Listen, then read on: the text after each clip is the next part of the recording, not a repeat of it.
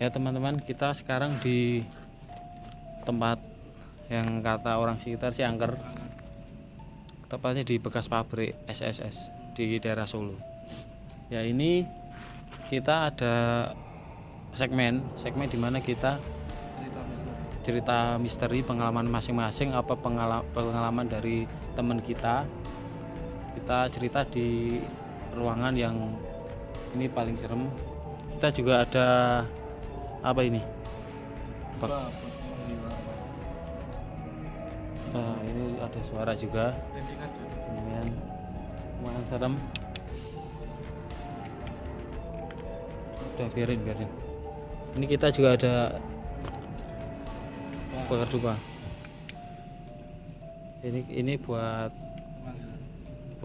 apa? Manggil. Tas itu pojokannya. Oke, kita tadi hiraukan ya. Tadi ada suara Ya, ada interaksi. sedikit. Ya, rintingan apa ya? Ada suara kayak benda jatuh. Rintingan. Iya, Ya, tapi rintingan tahu sate apa itu? Dekat saya di pojokan. ya kita langsung saja dari kamu Ya, punya pengalaman. Ntar ada suara kereta, ini tempatnya di pinggir rel. itu karena kenapa kok saya bisa merasakan interaksi itu, saya ceritakan dari awal. Dulu emang saya di tempat saya tidur itu, rumah saya tepatnya itu cukup angker gitu. Di rumah. Nah, rumah itu dari saya umur SD kelas 2 udah terbiasa interaksi dengan seperti itu, yang apa ya, yang goib gitu ya. Nah, saya pernah melihat kuntilanak. Yang paling saya shock dulu itu saya lihat bebek gombel. Itu umur berapa? Sekitar SD kelas 5 kayaknya. SD. Nah, itu terus banyak yang kemarin itu pas saya di rumah sendiri. Itu bukan kemarin ya, pas SMA mungkin kelas 3 itu, nah, lupa saya di rumah sendiri.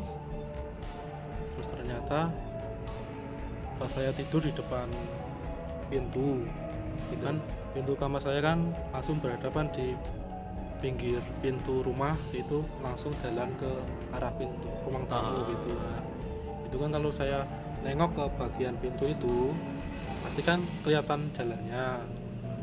Itu saya pernah coba memberanikan diri tidur sendirian, karena paling mistis itu tidur sendirian di rumah saya. Mungkin bisa besok sudah coba, tapi sekarang alhamdulillah sudah enggak. Yang biasanya tidur sama? Tidur sendirian maksudnya satu rumah. Oh, di rumah satu sendiri. Nah, itu pernah karena simbah saya sakit di rumah sakit, semua Oh, keluarga iya. ke sana, terus saya tidur sendiri. Itu pas saya belajar mengerjakan PR di pintu bagian di ruang tamu itu, radio jatuh sendiri. Radio aja nyetel radio kan. Nah, terus saya cek ke sana, ternyata emang jatuh. Nah, saya berdiri lagi, mungkin di senggol kucing lah gitu. Di senggol kucing itu apa? Kesenggol. Terus saya dulu kan masih ada telepon rumah. Oh iya. Telepon rumah kan itu berdering.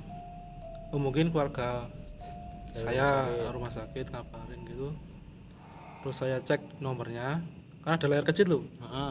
Layarnya. Enggak sebut mereknya ya, layar kecilnya itu loh, buat monitor itu. Nah, itu nomornya yang telepon nomor saya sendiri. Terus saya nggak telepon, saya langsung lari ke kamar saya gitu. Padahal HP-nya di kamar. Di sini. Oh, di kamar. Di sebelah saya. Nggak ada Saya panggilan belajar, keluar. nggak ada.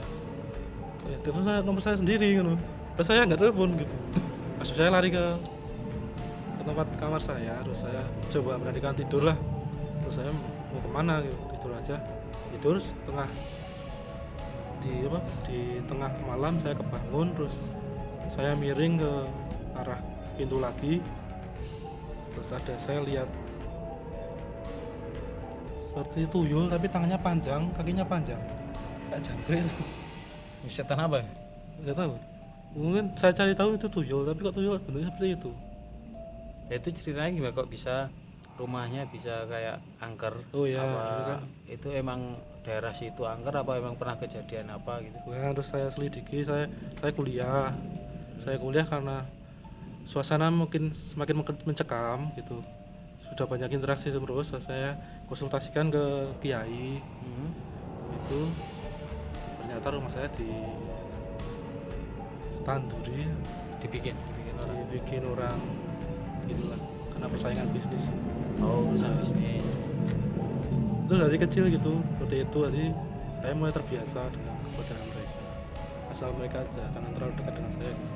Tapi keluarga yang lain pernah diganggu, Nah. pernah sering juga. Nah, itu pas pengusiran jin itu. Oh, sampai diusir.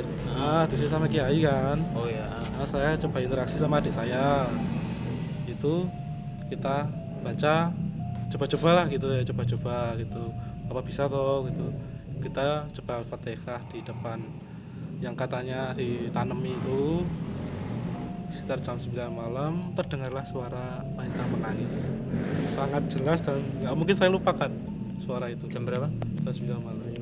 Kita baca Al-Fatihah, coba aja di rumah baca Al-Fatihah 7 kali. Kalau memang ada penunggunya biasanya interaksi. Tapi sampai sekarang masih apa? Udah diusir semua. Udah nggak ada, berarti udah nggak bersih. Itu cukup membuat mental kita membutuh mental ya bertindak dengan mereka.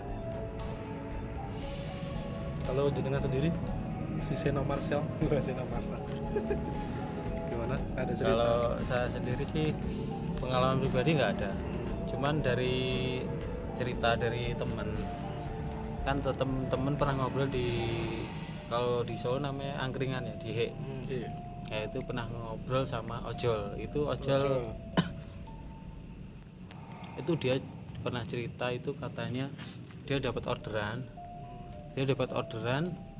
itu katanya cewek ya biasa, cewek masih normal, nggak ada curiga apa-apa, udah dianterin ke rumah.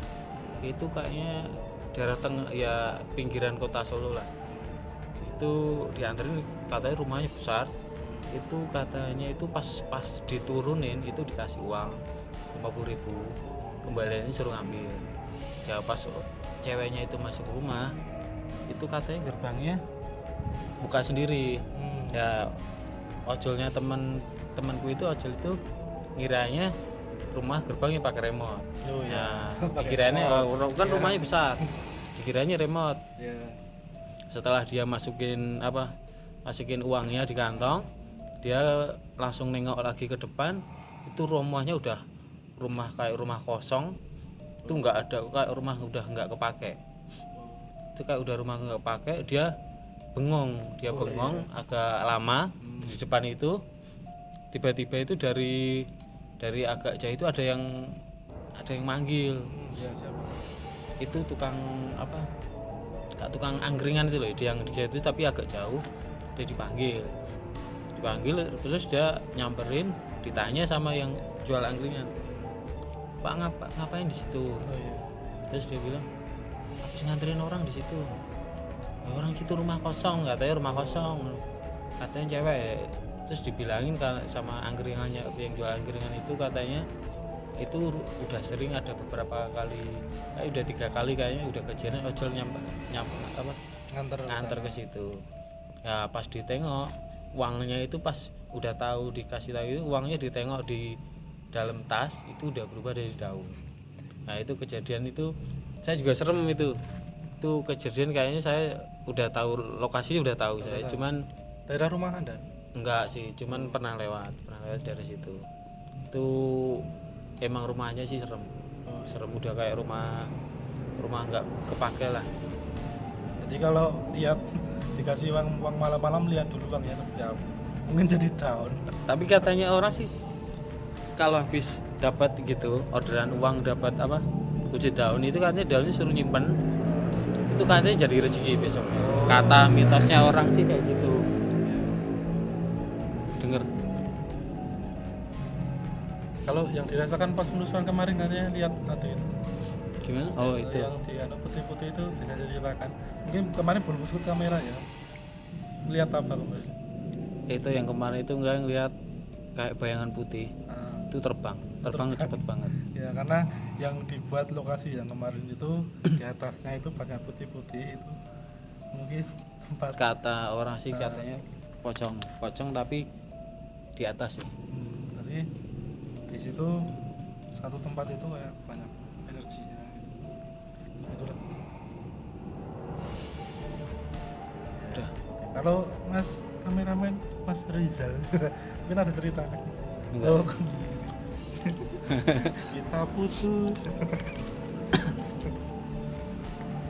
Terus kita untuk next kita ke mana? Next kita akan melakukan cerita misteri, wawancara dengan salah seorang yang punya pengalaman misteri. Karena kemarin saya sempat tak kontak gitu, bersedia kita liput. Itu ceritanya malam-malam mau maghrib, pada maghrib dia bermain dengan teman-temannya main petak umpet gitu. Nah silakannya di tanah Jawa kalau maghrib itu dilarang keluar rumah dulu. Sekarang udah nggak ada Tapi main petak umpet. pas zaman itu teman saya nekat, malah pas teman-temannya ketemu dia nggak ketemu sendiri. Pas itu sampai jam 9 malam, jam 10 malam nggak ketemu. Oh Cuma dia yang dapat. diculik. Diculik sama penunggu situ. Oh ya, Nanti ceritanya bagaimana- nanti sama bagaimana, narasumber langsung.